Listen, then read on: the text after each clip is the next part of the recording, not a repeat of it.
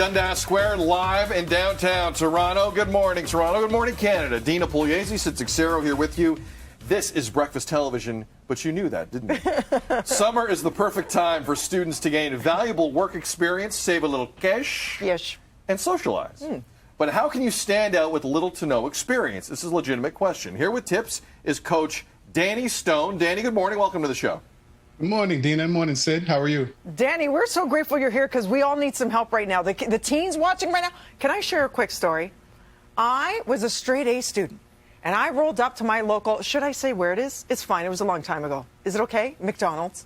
And I'm like, I want to work here this summer because I want like the food at half price or whatever it was.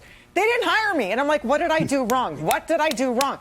You might be thinking grades are enough. But apparently not. I'm still bitter about it. Did you tell them I want to eat all your food? Because that might have done it. No, but I'll tell you, it's interesting. So what's the first thing you should consider when looking for a summer job? I think the first thing you should do is look for jobs that excite you, things that you're interested in, things that you're passionate about. Don't randomly just apply for jobs where you might not have any interest in those jobs. Like, you're going to be working there all summer, so it should be something that you actually want to do, right? You should want to go to work. And the second thing is make sure that you read the job description. Sometimes people apply for jobs and they don't even know what they're applying for. Make sure that you understand the tasks and the hours of operation that you're expected to work so that you know what you're getting yourself into for the summer. True. People at home, Danny, are thinking, what do you mean you don't know the job? You'd be surprised how often that probably happens. You just apply and think about it later. All right, so Danny, like a hypothetical here, a young person sees a job they want. They got no experience. They got very little references, very few references, if at all. What do you do in that case? Yeah, in that case, you definitely want to make sure that you add any volunteer experience that you've had, whether it's through school or in your community. Volunteer experience is really valuable because it shows a potential employer that you're building skills and you're actually showing up and you're committed to doing something. The other thing that you can put on your resume is if you're a member of any sports clubs or music clubs or any school clubs, you can add those to your resume. And if you play any roles in particular, like if you're the team captain or you're the treasurer, then you can add those things onto your resume because all of those things are valuable skills that you're building.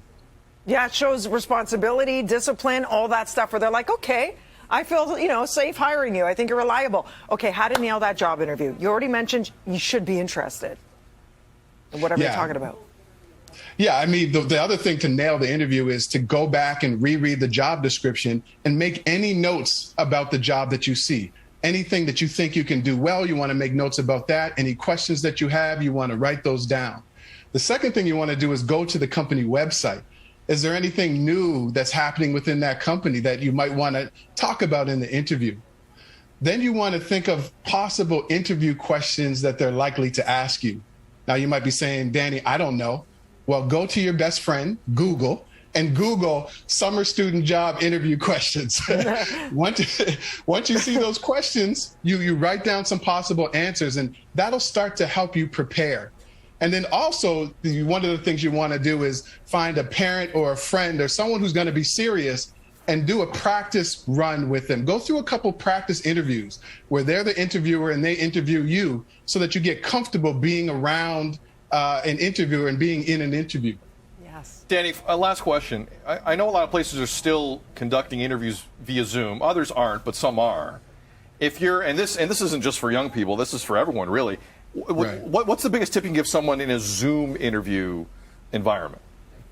Well, I would make sure that you're in a quiet place. Make sure that you test out your camera to make sure that everything is working.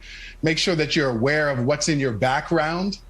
All of those things are just quick little tips, but they can make a big difference. So I definitely recommend doing those things during Zoom interviews. Danny, I like that you say do not add a photo to your resume. How come?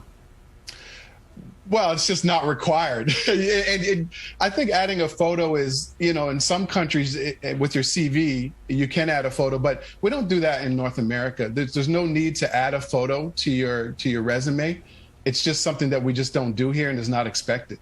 But what if I look like fire in the photo? Like, what if I just look that good? No, don't answer that. Don't answer it. I hear what you're saying. It's not necessary. I totally hear what you're saying. IamDannyStone.com is the website. It's an important time of year. A lot of young people They're looking for some options for some income and whatnot. If you need a friendly ear, he's great. Danny's fantastic. Let's do this again, Danny. Have a good day, sir. Take care. Absolutely. Thank you.